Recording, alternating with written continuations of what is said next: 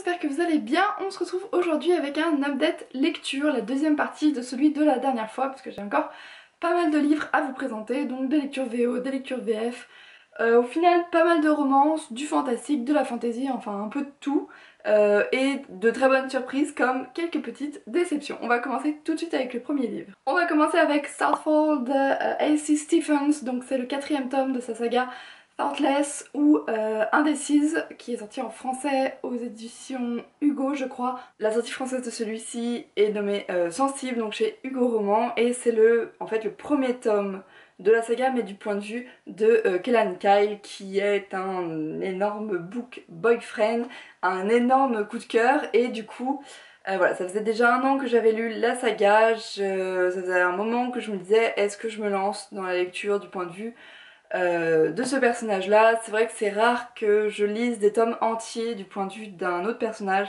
parce qu'on peut vite s'ennuyer, on connaît tous les dialogues etc. Mais là en fait vu tous les bons avis qu'il y avait et bien sûr le personnage que j'adore, je me suis dit allez cette fois-ci je me lance. Je me suis lancée avec la version VO parce que la couverture VF ne me plaisait absolument pas. J'avais l'impression de trouver un Kellan Kyle adolescent, vraiment qui ne ressemble absolument pas au personnage, alors que voilà, ici pour moi avec sa voiture, les tablettes de chocolat etc, ça c'est Kellan Kyle, c'est pas trop ce qu'il y avait sur la couverture française. Alors ce tome pour moi ça a été vraiment une réussite, je me suis absolument replongée dans l'histoire et surtout dans les sentiments donc de Kellan. On découvre forcément de nouvelles scènes où il n'y avait pas Kira. Bien sûr, je me suis mis à complètement détester le personnage de Kira. Elle ne m'avait pas trop dérangée quand j'avais lu le premier tome, bien que voilà, elle fait un peu le chat et...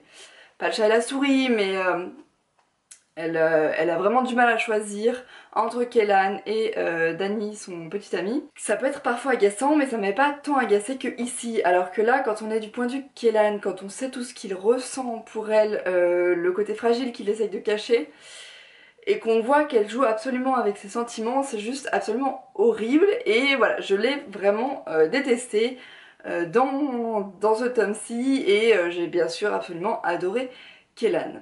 Il y a beaucoup d'émotions, on ressent énormément de choses, enfin l'auteur arrive vraiment à nous faire ressentir tout ce que Kellan peut ressentir sur ses mots, sur ses pensées. Des fois ça tient juste d'une phrase ou d'un seul petit mot qui est rajouté suite à un dialogue, et ça change vraiment tout. Pour moi franchement ce tome là ça a été une réussite. On continue avec Fièvre Noire de Karen Marie Moning. Donc là je tiens le tome 3, donc Fièvre Fée, parce qu'en fait j'ai enchaîné les 3 premiers tomes, j'ai lu les 2 premiers sur ma liseuse, et j'ai pas pu attendre, il fallait absolument que j'achète la suite et que je l'achète en version papier parce que c'est un énorme coup de cœur pour moi. Donc j'avais pris cette lecture, j'en avais entendu parler depuis un moment, je l'avais sur ma liseuse mais je ne m'étais pas lancée. Et puis à la fin des vacances je savais plus trop quoi lire, je me suis dit allez je me tente celui-là, et en fait je l'ai dévoré absolument sur le trajet. Parce que oui j'ai la chance d'arriver à lire en voiture, donc je me suis fait le tome 1 sur le trajet retour de mes vacances, et j'ai enchaîné avec le tome 2, et là j'enchaîne avec le tome 3, et je suis en train de lire le 4, je pense que le 5 ne va pas tarder à y passer aussi. Ça a été voilà, une révélation, un coup de cœur. Donc ici c'est l'histoire de... ça le fait pas si je perds son nom, hein, je suis en train de le lire mais... ah voilà, de Makaila Len, qui, suite à l'assassinat un peu étrange et brutal surtout de sa sœur, va aller à Dublin, en Irlande, sur les traces de cette dernière pour essayer de retrouver le coupable puisque la police n'y arrive pas et a décidé de clôturer l'enquête. Et en fait là-bas elle va trouver des choses dont elle ne s'attendait absolument pas, des faits assez étranges, et surtout elle va rencontrer l'énigmatique Baron qui va pas du tout l'aider à mieux comprendre tout ce qui se passe, et qui va l'entraîner un peu plus dans cette étrangeté, allons-nous dire, voilà, et qui va vraiment l'entraîner là-dedans. Et c'est tout ce qu'on nous dit sur la 4e de couverture du premier tome. C'est pour ça qu'au début je savais pas vraiment si je me lançais ou je me lançais pas. Et finalement je suis bien contente de l'avoir fait. Donc ce sont des tomes quand même qui sont assez noirs pour moi, assez quand même adultes, parce que il y a des choses qui vont être décrites qui sont quand même assez dures, assez crues, mais c'est ce côté très noir et très réaliste que j'ai beaucoup aimé avec l'auteur. On va, comme le dit le titre, ça va parler d'une mythologie un peu, enfin voilà, des fées. Et j'ai beaucoup aimé la façon dont Karen Marie Moning arrive à se réapproprier cette mythologie qu'on commence à connaître. Parce qu'il y en a quand même beaucoup de livres qui en parlent, qui se l'approprient. Et là, elle va nous en faire vraiment des créatures très cruelles et toutes sont dangereuses. On va pas avoir quelques-unes qui vont se révéler être un peu plus gentilles. Et c'est ça que j'ai aimé, c'est cette réalité assez brute qu'elle va nous présenter. Ensuite, donc on va être dans le monde réel avec le monde des fées qui va s'y inviter. Et voilà, là aussi j'ai beaucoup aimé la façon dont elle avait inclus ce folklore qu'on peut trouver en Irlande à ce monde des fées et à notre monde à nous qui peut rendre les choses vraiment plus réelles et qui s'intègre vraiment voilà, dans notre réalité. On pourrait se dire que c'est possible. J'ai aimé aussi le personnage de Mac, elle est pas du tout badass au début, voilà, c'est une fille arc-en-ciel qui aime les couleurs, qui a sa joie de vivre et qui va être totalement transformée par les différentes choses qu'elle va vivre, mais au départ elle n'est pas cette aventurière au cœur de glace et tout. Et voilà, c'est ça que j'ai aimé, c'est découvrir comment elle va changer vis-à-vis de cet univers, comment elle va le prendre, elle qui a tellement voilà, la joie de vivre, etc. Ce que j'ai aimé aussi, c'est son caractère, elle se laisse pas marcher sur les pieds, même si bien sûr de temps en temps si, mais elle a ses petites répliques de temps en temps cinglantes et surtout elle nous parle énormément pendant la lecture. Enfin, l'auteur a fait en sorte que on se sente vraiment proche de Mac et qu'elle nous parle vis-à-vis de certaines phrases, la façon dont c'est formulé, elle nous voit énormément et c'est ça que j'ai bien aimé, c'est qu'on se sent embarqué dans le récit et on le vit avec elle et on la comprend parce que nous aussi on a vécu des choses qui sont un peu pareilles dans ce qu'elle peut nous dire. Nous aussi on aurait réagi pareil à certaines, voilà, certaines choses qui vont lui arriver et voilà, c'est ça qui m'a vraiment fait rentrer dans le récit et l'avoir lu d'une traite. Il n'y a pas énormément d'action dans ce premier tome, c'est vraiment... on sent que l'auteur pose les bases mais ça nous permet de ne pas en avoir trop d'informations d'un coup. Moi ça m'a pas tant dérangé que ça parce que on va voir comment Mac arrive à rentrer, à comprendre cet univers de fées. Elle va être réticente au début, elle ne va pas tout de suite se dire oui c'est bon ça existe, j'y crois, etc. Elle est un peu réticente et c'est ça qui amène quelque chose, enfin, voilà, pour moi qui amène un petit plus au livre et qui fait que tout ça me paraît bien plus réel, que les personnages pour moi ont vraiment de la consistance. Et on termine bien sûr par Barnes qui est mystérieux, glacial, froid et en même temps il a ce petit truc qui du coup à chaque fois que je lisais et qu'il apparaissait en fait j'avais ce petit sourire aux lèvres parce que voilà, il a cette présence, quelque chose. Il met Mac sur les... Mac, il met Mac sur les nerfs à chaque fois, il sort des choses qui sont complètement... On se dit mais de quelle planète il sort? Enfin, il est assez dur avec elle, elle qui vient juste d'entrevoir ce monde de fées dans notre monde réel et enfin voilà, il lui dit des choses, des fois on dit mais je sais pas, il a pas un cœur, il a pas quelque chose il pourrait pas parler plus gentiment, amener les sujets un peu plus doucement. Non, il est vraiment dur et en même temps de temps en temps on comprend pourquoi, de temps en temps non.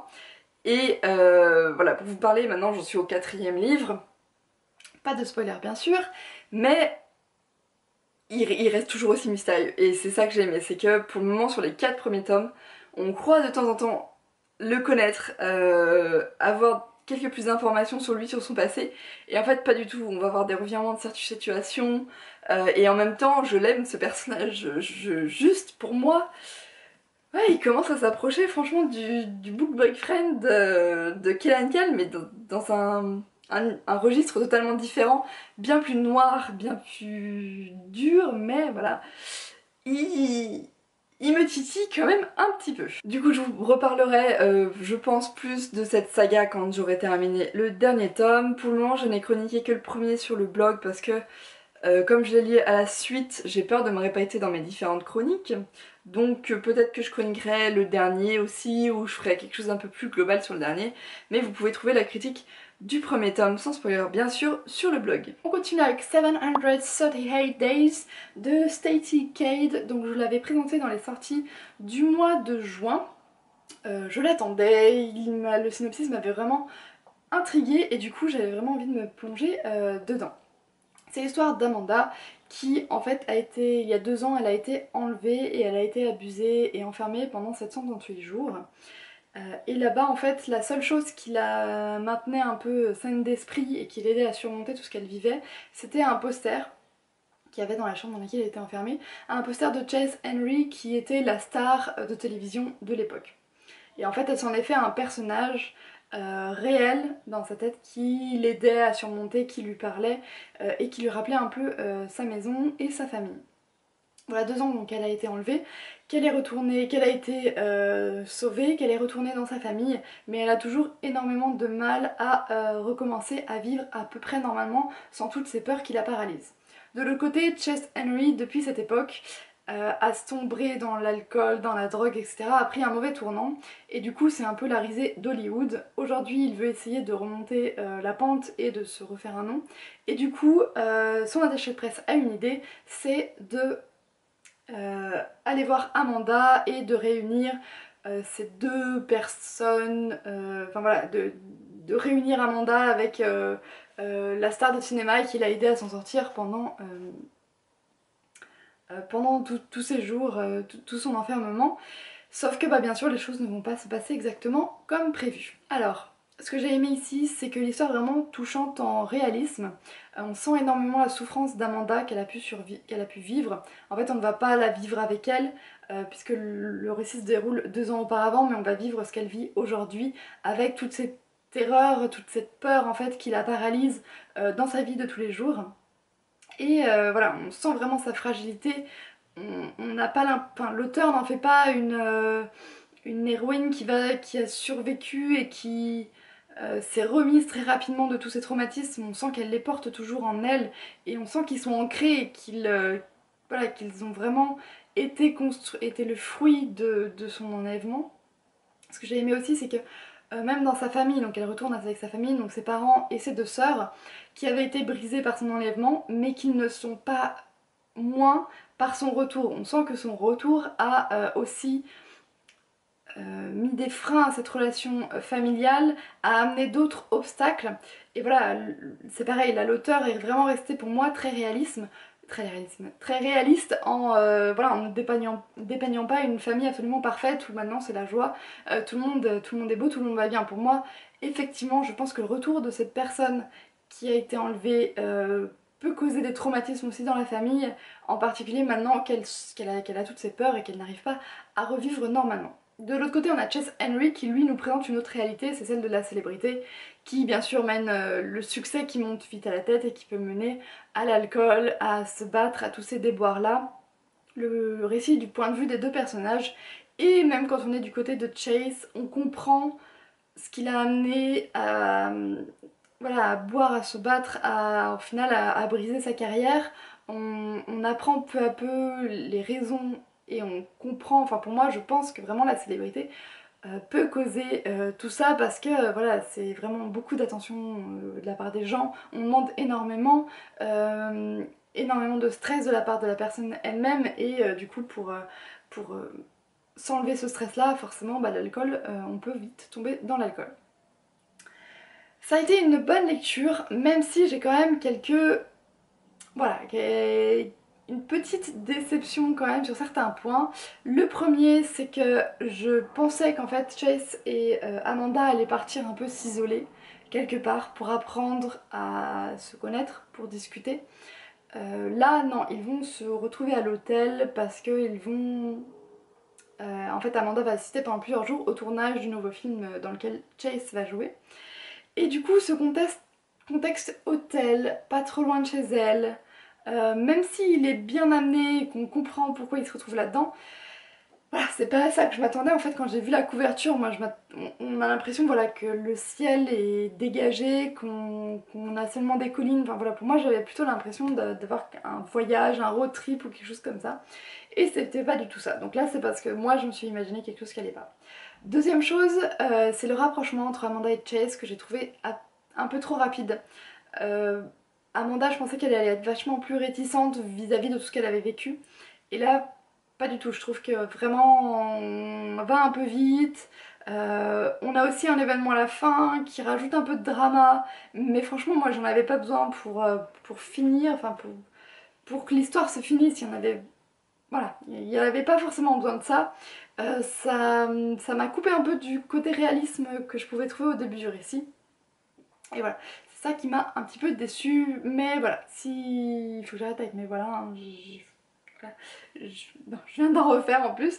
Ça a quand même été une bonne lecture, malgré ces petits points de déception. On continue, on a presque terminé avec The Starter Screen de Roshani Goshi, avec bien sûr cette magnifique couverture. On nous promet de l'hindou, du voyage, voilà ce folklore là. Et moi c'est ça, cet été j'ai vraiment envie de voyager en Orient, tout ça avec ses couleurs, cette magie. Et c'est pour ça que forcément j'avais craqué pour ce livre là. Donc là c'est l'histoire de Maya qui est la fille du seigneur du Raja de Bakaran. Et en fait elle est née avec un horoscope qui lui prédit la mort dans le mariage. Et du coup tout le monde l'évite au harem en fait parce que tout le monde dit qu'elle porte le mauvais esprit. Et du coup elle pense qu'elle va finir sa vie seule au harem jusqu'au jour où son père décide de lui arranger un mariage et du coup qu'elle va se retrouver fiancée du roi de Akaran, si je me souviens bien, qui s'appelle Amar. Et du coup là-bas elle va partir avec lui. Et là-bas elle va commencer à se faire à son nouveau rôle de reine qu'elle prend au sérieux et qu'elle pense pouvoir vraiment accomplir. Et puis elle va apprendre à découvrir peu à peu les mystères de ce royaume, des mystères qui vont mettre sa confiance à mal. Alors, une bonne lecture, mais là aussi quelques déceptions qui m'empêchent d'avoir vraiment adoré le roman. Ce que j'ai aimé, bien sûr, c'est que c'est un one-shot, donc là on a vraiment tout à l'intérieur d'un seul livre. J'ai beaucoup aimé la mythologie et le folklore hindou, on a des séries, on a de la couleur, des paysages, franchement en quelques lignes on voyage, on est plongé au cœur d'un harem, au cœur de cette société qui ne fonctionne pas exactement comme la nôtre, mais qu'on comprend vraiment rapidement. L'auteur s'inspire de la mythologie hindoue et elle nous en explique, elle en prend une infime partie. On a un lexique si jamais on se perd dans le nom des créatures ou ces choses-là. Et ce que j'ai aimé c'est qu'elle n'en prend pas une trop grosse partie je pense, elle ne s'inspire vraiment qu'une infime partie, de manière à ce que le lecteur ne soit pas absolument perdu et ne sache pas de quoi elle va parler et se perd au bout de 3 pages. Il y a aussi de la magie, bien sûr, comme on peut le voir un petit peu ici, enfin voilà, on a l'impression que c'est une lampe, mais ça peut refléter un petit peu la magie, les actions s'enchaînent, on ne s'ennuie pas, voilà, c'est pas trop long non plus, donc elle n'a pas le temps de s'épancher énormément sur les sentiments. Maya a un esprit un peu rebelle, elle ne comprend pas pourquoi tout le monde la, la, la persécute un petit peu à cause de son horoscope, et en même temps elle se plie aussi aux lois etc. Elle a de la tendresse pour celle qu'elle considère comme sa sœur et pour son père. De l'autre côté on a Amar qui est vraiment assez déroutant parce que d'un côté il peut être vraiment doux et gentil et comment dire, il met Maya sur un même pied d'égalité que lui, et de l'autre côté de temps en temps il peut être absolument froid et il cache énormément de secrets qu'il nous révèle pas tout de suite. Donc pour moi il y avait beaucoup de potentiel dans cette histoire et en particulier dans l'histoire d'amour secret. On a Amar qui peut changer de comportement en fonction de ce que Maya va faire, et en même temps on a voilà, la naissance des sentiments pas trop rapide, mais à partir du milieu du livre on va avoir les choses qui vont s'enchaîner trop rapidement. Il va y avoir un élément qui va déclencher plusieurs choses, et pour moi j'ai eu l'impression d'un sentiment un peu de bâclé. Le livre n'est pas long, donc comme je l'ai dit, elle ne peut pas s'épancher sur les trahisons, sur les sentiments, et moi ce qui m'a manqué c'est plus de descriptions de tristesse, de sentiments de trahison, de découverte, d'amour, tout ça on l'a en très rapide, en raccourci, et voilà. Moi ça m'a manqué, ce petit point. Je pense qu'il y avait des choses qu'on aurait pu, et qui auraient pu être vraiment plus développées et qui m'auraient permis de plus croire en l'histoire d'amour, en la mythologie qu'on va nous présenter et tout ça. Donc voilà, une bonne lecture, mais ces petits points qui font que ça n'a pas été un coup de cœur ou vraiment une très bonne lecture comme j'ai pu en avoir avec The Rose and the Dagger, le premier tome, je me souviens plus. The Wrath and the Dawn, voilà, où là j'étais absolument plongée dans cette histoire, que ce soit l'histoire d'amour ou l'histoire d'aventure et la mythologie. On termine avec un livre très court, donc c'est Les Frères Delacroix, le premier tome, Une famille pour Chloé, de Léane Morton. Donc je l'ai acheté au salon à la Japan Expo à Paris parce qu'il y avait les éditeurs, donc c'est Rainbow, les éditions Rainbow, collection, c'est ici Amour. Et voilà, il y avait l'auteur, elle m'avait un petit peu vendu cette histoire, donc c'est une histoire amour, suspense, donc c'est Chloé Carpentier qui ne connaît pas sa famille biologique, et puis un jour elle va, en arrivant en retard en fait en cours, elle va rencontrer le conférencier Eden Delacroix, enfin elle va lui sauter aux yeux, et il va avoir voilà, une attirance mutuelle. Et sauf que bah, bien sûr lui c'est un... Non, je vais pas vous dire parce que sinon je spoil. Mais comme vous pouvez le voir, je me suis arrêtée au tout début parce que pour moi tout allait trop vite, mais vraiment trop vite. On va dire qu'en 10 pages ils étaient déjà habités ensemble presque. Et voilà, pour moi il y avait matière à ce que l'histoire d'amour soit plus développée, où on ait voilà, plus de sentiments de la part de Chloé, plus de descriptions. Et là j'ai trouvé que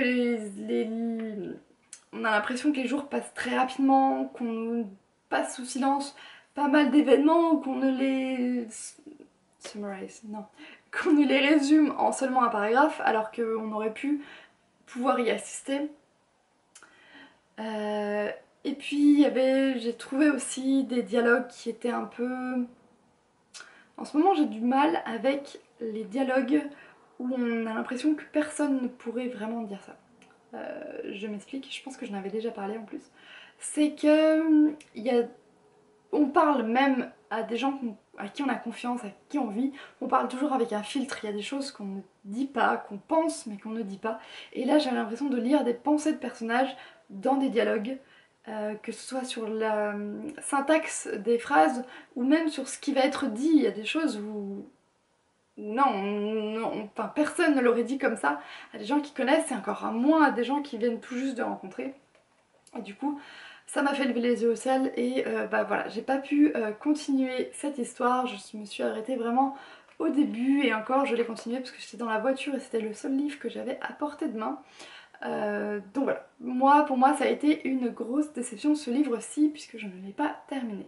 Ça en est tout pour cette update lecture, j'espère qu'il vous aura plu. N'hésitez pas à me dire si vous avez lu certaines de ces lectures-là, s'il y en a et qui peut-être je vous ai donné envie, vous, ce que vous avez lu. Je serais ravie de pouvoir en discuter avec vous. Sur ce, je vous souhaite bien sûr de très bonnes lectures, une très bonne semaine et à très bientôt.